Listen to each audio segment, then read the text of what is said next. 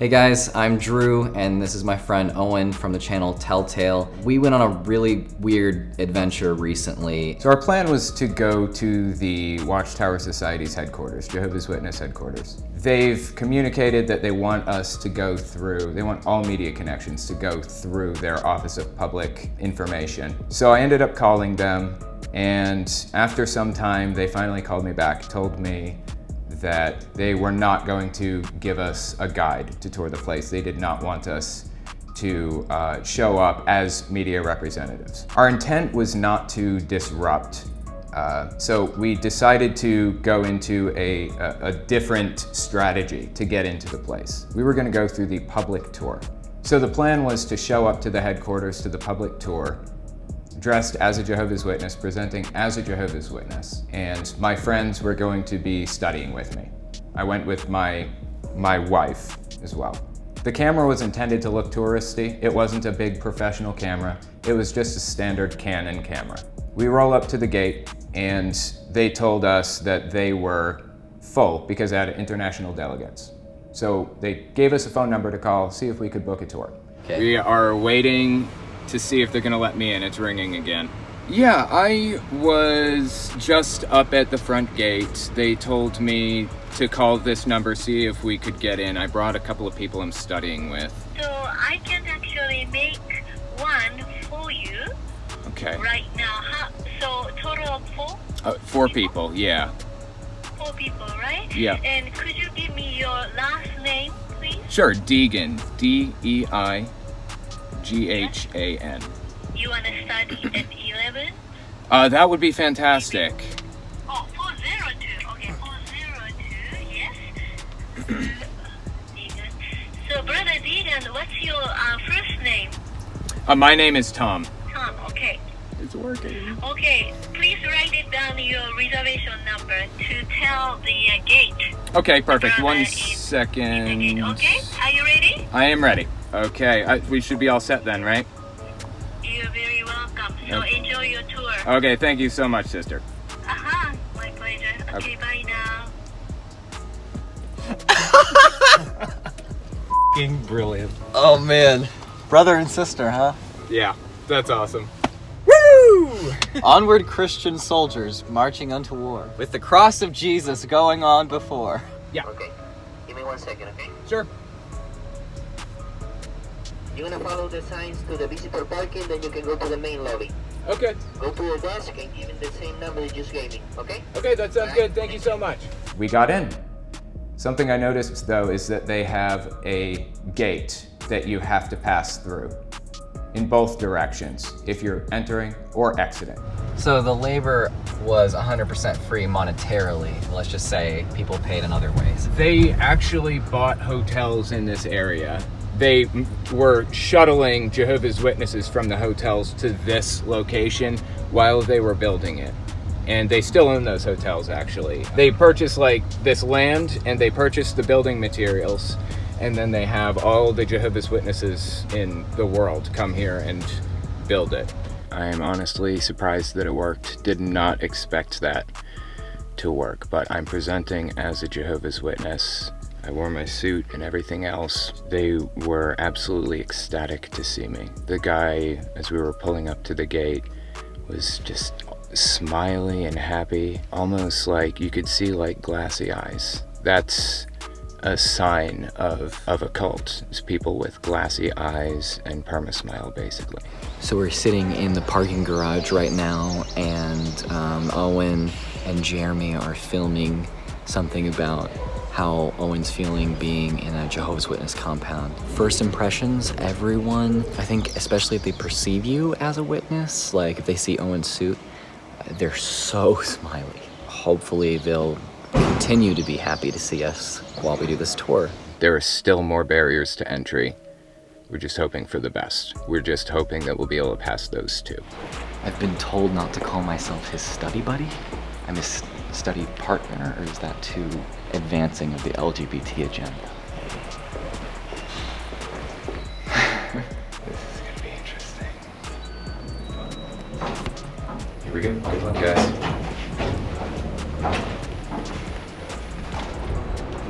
Maybe try to keep it kind of low-key. Doing well, you? All right. Where are you visiting from? West Virginia. West Virginia. Awesome. So we get inside the facility, and we had to go up to the front counter to get tickets. We gave them our reservation number, we got the tickets, and at that point, I noticed the other 3 people who were with me were no longer with me. So Telltale's off getting tickets, and a lady approaches us and starts to ask us several questions, seeming pretty innocuous at first, you know, like, what's your name, where are you from? We all gave fake names except for our camera guy. Where are you from? From kind of all over. Really? Texas, New York, West Virginia. Wow. Have you ever been here before? We haven't, just studied. So. Is that right? Welcome to Warwick. Thank you. Yeah. We made a special trip just to come here. You did? Yeah. Rose. Jeremy? Chris. Nice to meet you. Welcome. We got the distinct impression that she was trying to feel us out to a certain extent and see if we were there under good intentions or false pretenses. And it was unsettling from the very beginning. One of the women walked up to us and told me I could leave my bag in the coat room if I wanted to. I wasn't extremely comfortable with that. I didn't think too much of it, thought it was kind of strange. I just said thanks anyways, continued on. We all had our tickets. We walk around to the front, and I noticed there were a lot of people singing. They were actually singing a new song. I don't know if you noticed that or not. They were singing a brand new song that's being unveiled at their convention this year. Since that didn't really interest us a whole lot, and honestly, we're trying to avoid the crowd anyways, right? We kind of circled around past them, went down to the museum area. And as we walked up, we were approached by another staff member. And she had some tough questions for us. This lady tried to pose as being totally benign as well, but her questions got even more probing than the first lady's. She started looking at her camera and asking us if we were part of a documentary crew, if we were making a movie, and joking about, oh, am I gonna be in a movie? Am I gonna be on film? Part of a film crew? Oh, no. Hobbies? I'm studying with him. Oh, cool. And he actually is a photographer and stuff, so he loves cameras. Yeah, that's awesome. This is your profession, or? No, I just do it on the side. Oh, just for fun. Okay, cool. Yeah. Movies or pictures, or? A little bit of both. Okay, Yeah. cool. Nice. Yeah. Well, welcome. I figured it was a good opportunity to show him. Oh, You know? definitely. Yeah. So. Yeah, take lots of pictures. So Exciting. we just don't often see people with that kind of equipment. So, like, am I going to be in a movie? You know. Nah. That totally set off alarms for us. We knew that they were onto us at that point and quite possibly had made a connection to Telltale's previous contact with them in our interest in actually making a kind of documentary representing media there. On that note, this is the camera. It was not particularly high grade. It's just, an average camera. The only thing that looks untouristy about this is probably the windshield. It doesn't look spectacular or anything. And I thought it was strange that she was primed to ask these questions, primed to expect somebody to walk in with a camera. That's how paranoid they were, really. Yeah. Was that even just a little microphone on the top of the camera set off alarms for them. We walk into the first exhibit and it wasn't anything remarkable. We thought it was interesting to look around at a couple of these things that we considered to be propaganda, really. You got to speak with a guy that was there from Panama. Just had a totally ordinary conversation with him. We thought everything was fine. That's what we were here for, was just to learn about what the headquarters was like. Of course, they couldn't leave us alone. Things got really weird really quickly right after we went out of that exhibit. So we talked to the guy from Panama, and as we were walking away from him and as we turned the corner, suddenly, out of nowhere, 2 elders swarmed us. It was 2 witnesses. And for those of you who are ex-Jehovah's Witnesses, you'll know why they sent 2 witnesses instead of 1 or 3. They came up and started asking us tough questions, trying to get personal information, asking about the camera. They were obsessed with the camera, and things like that. It was basically the same questions that people had been asking us all along, but they just got more and more intense They pressured us more, their tone was a little bit more forceful, and they seemed a lot more scared than the first two instances of them asking us questions. Like I said, there were two elders. We saw an awful lot of one of them for the rest of the time. I think they might be on to us a little bit, but they haven't kicked us out yet. They have asked about the camera one too many times. There were 2 floors to the facility. The entire time we were on the first floor, one of them was within sight at all times. And even when we went upstairs eventually, he was still in sight for a little bit. So we continued on to walk through the exhibits, and we noticed a lot of technology throughout the entire thing. Now, this is a brand new branch. It's only a few years old.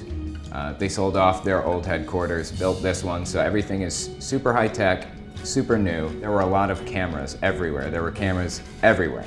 Something else I didn't really notice because I was presenting as a Jehovah's Witness and I'm an ex-Jehovah's Witness is how strange everybody speaks. It's like their own unique language. There are a lot of, I guess you could call them dog whistles, that are very specific to Jehovah's Witnesses. And for example, calling each other brother and sister or things like that. That's stuff that's just been natural to me because I've done it since I was little. What was your take on that? So he's walking around reading the exhibits and playing the part. And I haven't seen this before. Basically everyone that I came in contact with just kind of creeped me out. They were almost glossy-eyed and had huge, nearly fake smiles. It was very plastic. I mean, so an example of what happened over and over is like, "Hello there, Brother Owen. It is nice to see you. Where are you coming from this evening?" I noticed there was a lot of that too. How are you, brother this or brother that?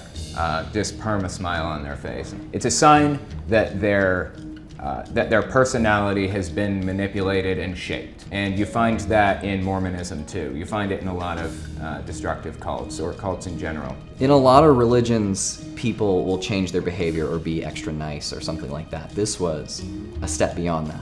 I grew up in a fundamentalist church and people, put on airs and were extra welcoming, that kind of thing. But this was a full personality shift. And that's something that they acknowledge and are pretty proud of, I think. So suffice to say, our entire crew, as they called it, was thoroughly weirded out by this time in the tour. At one point we found a sign or something like that, and we wanted to take a picture in front of it. I got a picture in front of it, and then he wanted to take a picture, have someone take a picture of him, and one of the people who had stopped us previously to ask questions about the camera and what we were doing there offered to take the picture, but he kept propositioning and joking about wanting to use the good camera. And essentially, it was really easy to see through type of ruse that he wanted to look at the camera and he wanted to go through what the footage that we've been taking, seeing if we were recording video or just taking pictures or what. Luckily, we had Rose step in and offer her phone just extremely quickly, great thinking, and he seemed a little disappointed to take that instead of take the larger camera. Now this is where it gets really weird, because once those pictures were supposedly taken and the phone was handed back, Rose looks through her phone and sees that no pictures were taken at all. The guy, instead of taking pictures with Rose's phone, just spent the entire time trying to get into the phone and look and find, I guess, any identifying information. So our instincts telling us to be really creeped out, that there was something afoot, were totally correct. We were right to be extremely weirded out because they were onto us in a very creepy way. And this is actually the point at which we had been traded off pretty much. I stopped seeing the first elder who had been following us everywhere as much, and I started seeing this guy more. The guy who was kind of looking at the phone. I remember he was holding the phone, and then he lowers it more and more, continued lowering the phone. It's like, why is the phone as low as it is? I think it was to get out of Jeremy's shot because he was filming from behind, and I think the guy basically knew that. Yep, and so we get the phone back. We realize a few minutes later no pictures have been taken, and at worst, luckily, he probably could have seen the home screen. Nothing super devastating or no identifying information or anything. Not what he was looking for at the very least. So that's something, but the creepy fact is that they were ostensibly trying to get into our phones and my bag and just trying to get information about us. At this point, all of the pieces came together for us all without us having to communicate that. They were trying to get into a phone, they were trying to get into a bag, they were trying to figure out who we were, what we were doing exactly, trying to get into the camera. They didn't want any secrets kept from them. They wanted to be able to control any narrative that was going to be put out there in the world. After all of this, we decided to just look through the rest of the exhibits. We did not make any sort of scene, and they didn't confront us much more after this. We were able to quietly get out of there. We decided to leave Warwick, which is their main branch. That's their headquarters. And they have two other branches in the area. There's Patterson, and then there's Wallkill. We're trying to decide which one we were going to go to. We decided on Patterson because I'd been to that one when I was younger. Jeremy, how'd you feel about filming in there? Pretty uncomfortable, to be honest. I mean, if I had my bigger camera set up, they probably would have just kicked us out right away. So it's good I had a smaller Canon camera, but it was just weird, man. It was weird. We roll up to Patterson, and then things got interesting. He introduces himself. We go with the same story as we went with before. He was a Jehovah's Witness. You know, we didn't use our real names or anything like that. Was it obvious to you at that point that they were entirely expecting us and still thought that we were a documentary crew? I think the moment it became obvious for me was we roll up and the woman opens the little window to talk to us. I said we had a reservation, and she said, okay, one moment, closes the window. Sit there for how long? We waited for several minutes, probably at least 5 minutes. That's what I was thinking. So we sit there and wait. Next thing we know, security rolls up on us. They raise the gate and have us enter and pull over with security. At this point, I got my phone and awkwardly positioned my phone kind of hidden underneath my leg, but with the recording with my microphone sticking out to where we could hopefully hear what the security guard was saying. And we did get a good amount of audio from that. It was an unsettling experience. He's probably just trying to run me. Are you here to do some filming? Well, we just wanted to see the place. We have a You're at camera. Wallkill, right? Yeah. No, Warwick. Warwick, right. Warwick, okay. Deegan? Who's Deegan? Tom Deegan. Okay, very good. Well, for film, what's your intent with the filming, if we may ask? We've just been taking pictures and Pictures for what purpose?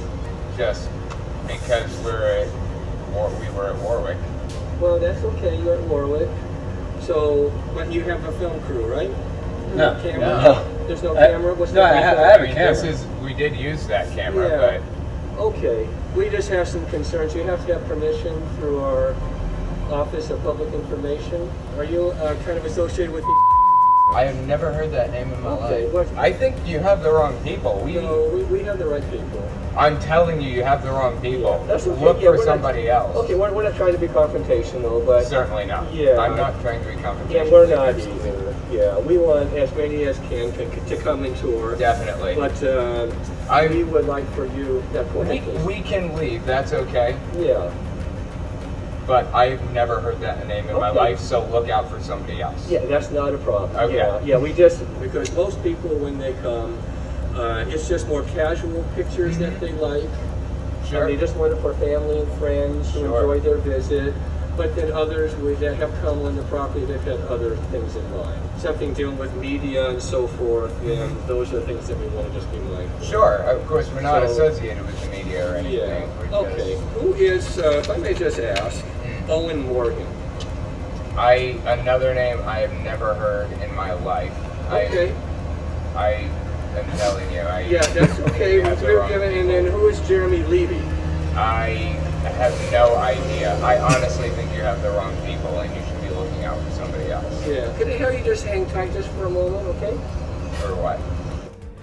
Essentially, all of the information that we had given them on the phone prior, posing as someone completely different, ourselves, they had picked up on, and they were reading off our identities that we had given them in a totally unrelated reaction. I mean, you didn't even give this person your information, and he was throwing it back at you, kind of as a scare tactic. Of course, the information that they had was inaccurate, but you could see they were reaching to try to throw out names to see what my reaction would be. Right, so we told them that we were a part of Aurora Creative Media, right? And so they got that correct. However, they tried to place you in what your entire name was, of course censored here, but it was not in any way accurate. So unfortunately, there may be a random Jehovah's Witness out there that is going to be thrown under the bus because they made a wrong guess. Let me just ask you, what congregation are you associated with? I'm with... We don't want this in any way to come across as something negative. Definitely not. And maybe this is just all a little confusing thing, because we don't want that to happen either. Definitely. And most people don't bring real fancy cameras. Can I have you just stay right here for a moment? Sure, but can I ask why? Yeah, well, I just want to make sure that we're not confusing with someone else. That's all. Okay. Okay? Please hang tight. Okay, let's pause there. What happened here is he used a lot of condescending inflections. Yeah. He says, we just want to make sure we're not confusing you with someone else. Very passive aggressive. Yes, very passive aggressive. So at that point, I knew they weren't going to let us in. We all did. We all knew they weren't going to let us in. Definitely not. We were basically just prepared to leave. There was really no point in us being there anymore. So my question is, why did they want us to wait? Exactly. What were we waiting for? I don't want to hold you guys up or anything. We're just going to head out and not worry about it. It's not like we're trying to hide anything, but it's just that we're trying to I can make sure that everything here is good. Sure. Yeah, we're not trying to hide anything. We just want to make sure that everything we do here doesn't get on film so that it can be shown to the outside world. They were just super paranoid about everything. They were afraid that we were going to, I mean, what were they afraid of? I can't even guess. But something else I noticed about this situation is there was something called theocratic warfare happening. They can lie and manipulate and cheat and do whatever it takes to serve the Watchtower Society, to serve Jehovah, quote unquote. He was willing to lie and stall and try to tell me that there's a chance we could get in just to engage in theocratic warfare to further the goals of the Watchtower Society. So. Well, just checking. You can wait. It's not like... No big thing. We'll just head out. Yeah, well, I mean, because a tour might be possible if you just wait, hang out for a little bit. It's okay. We already saw Warwick. We're good. But thank you.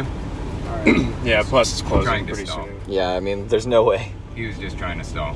Let's head out.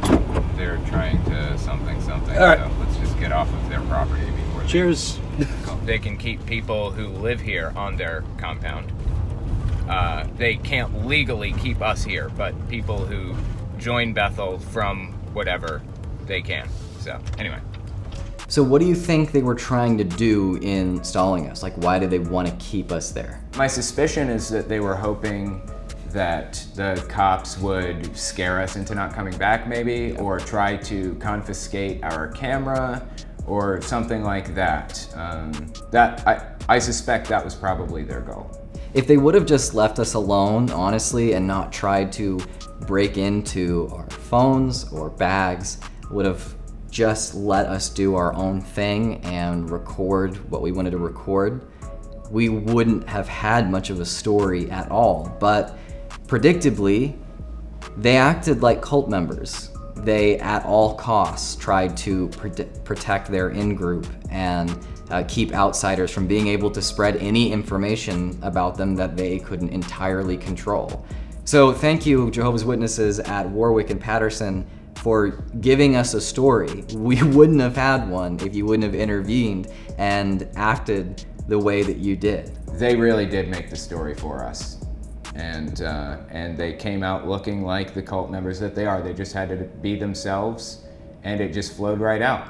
These people make it too easy, and if you happen to be a Jehovah's Witness watching, if you want to reach people with your message and you don't want to scare people away, you can't have the kind of control over information that you want. The cult mentality is not helping you out, and I think the Watchtower Society is suffering because of that. So thanks for the story, and think about making some changes if you want your organization to survive.